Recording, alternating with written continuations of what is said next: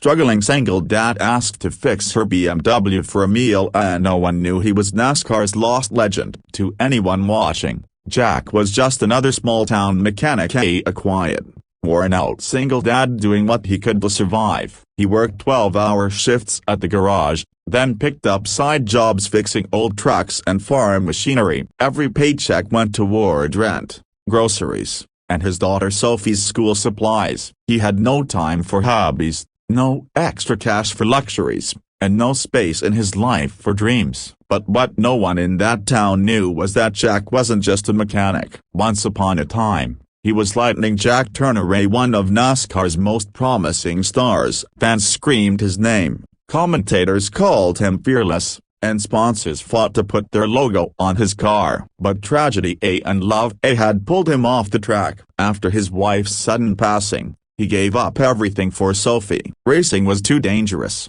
too unpredictable, and Sophie needed a father more than NASCAR needed a champion. The world forgot about him. Jack let it. That night, as he prepared to head home to Sophie, headlights cut through the mist and rolled into the lot. A sleek black BMW coasted to a stop, its engine coughing in protest. Out stepped a woman in a tailored business suit. She clicked across the pavement in heels that didn't belong in this small town, frustration written all over her face. "Excuse me," she called, spotting Jack. "I think my car is dead. Can you help? I don't have cash on me, but a broken bar I can buy you dinner if you'll take a look." Jack set down his coffee. His lips curled into a half-smile. "A hot meal for some grease. Sounds like a fair trade." The woman exhaled in relief. "Thank God. I've been calling roadside assistance for an hour." Jack walked over, popped the hood, and leaned in. The drizzle had picked up, wetting his hair, but he didn't notice. His hands moved with the kind of confidence born of decades around engines. He didn't fumble, didn't hesitate. It was almost like the machine itself trusted him. Within minutes, he coaxed the BMW back to life, its engine purring smoothly under his touch. The woman, her name was Rachel, looked at him with surprise. "Wow, you didn't even use a manual or anything. You made it look a broken bar easy." Jack shrugged. "Engines are like people. You listen long enough, they'll tell you what's wrong." She kept her promise and bought him dinner at a diner across the street. Over burgers and fries, she tried to make conversation. "So, how'd you get so good with cars?" she asked. Jack stared at his fries for a moment. "Guess I've been around engines my whole life." Rachel tilted her head. She saw the flicker in his eyes, the kind of flicker people get when they're guarding a secret too big to share. A week later, Rachel showed up at Jack's small garage, coffee in hand. "You're not just some mechanic, are you?"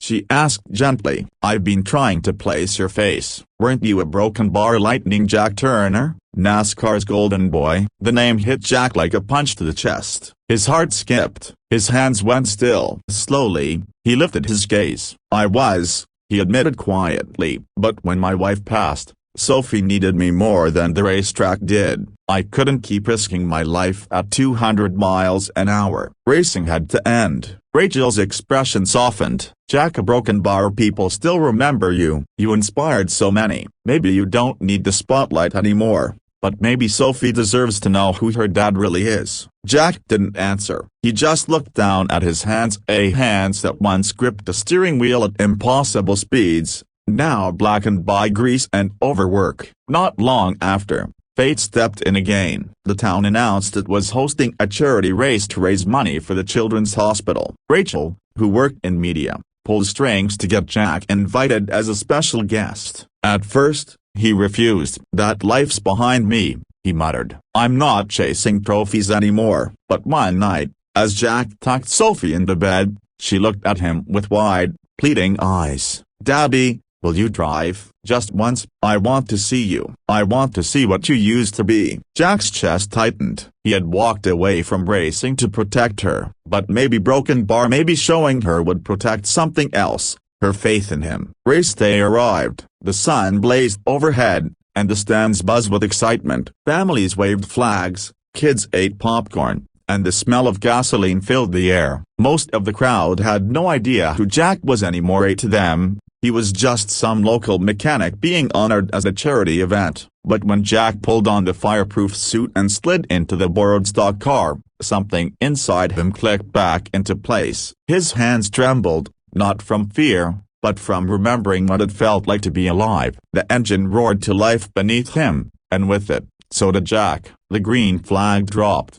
and Lightning Jack was reborn. He carved through the track with the same grace and grit that had once made him a legend. The car responded like an extension of his body, hugging turns, flying down straights. The years melted away with every lap. Rachel watched from the stands, stunned. The man she had seen in a grease-stained jacket was gone. In his place was a warrior of the track, a fluid, fearless, unstoppable. Sophie pressed her hands to her mouth, her eyes wide with awe. "That's my dad," she whispered to herself. On this final lap, Jack surged ahead, the crowd on their feet. When he crossed the finish line, the stadium erupted in cheers. It wasn't about winning, it was about remembering, about proving that legends never really disappear. As Jack stepped out of the car, Sophie broke free from Rachel's hand and sprinted across the track. Tears streaked her cheeks as she leapt into his arms. "That's my dad," she shouted, her little voice echoing over the noise. Jack held her close,